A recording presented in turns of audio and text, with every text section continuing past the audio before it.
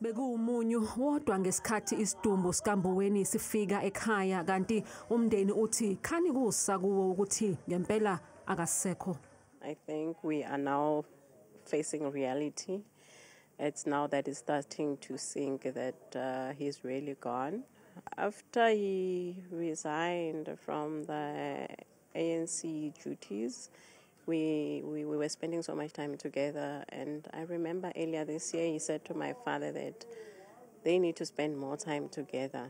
So that's what he was doing recently. Kanti ke umndeni uye wathatha isinqumo esingavamile sokuthi uvumele umphakathi ukuthi uzobona okokugcina Isidumbu seDuke of Sasekani. I think women need to also understand that he was ours, talking about flesh and blood, but he also belonged to the country because of his work. So decisions like that can be made based on those kind of things. Umbishopi uThabo Makgoba ube khona naye ngesikhathi Isidumbu sifika. It is indeed a shock.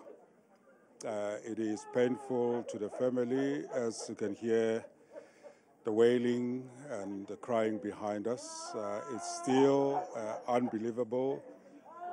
A shock because I was with him literally a month ago when he gave a lecture at the University of Limpopo. Mboweni ube ngumphathi wokuqala ompisholo ukucikica imali yakuleli kodwa wenza uguquko oluningi ebhangeni lombuso.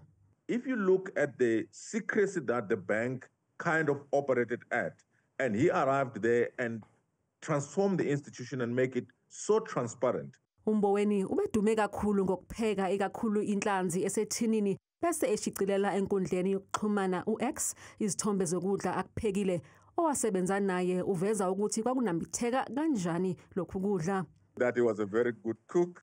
But some of the experiments were quite exciting to look, and some were very nice to enjoy.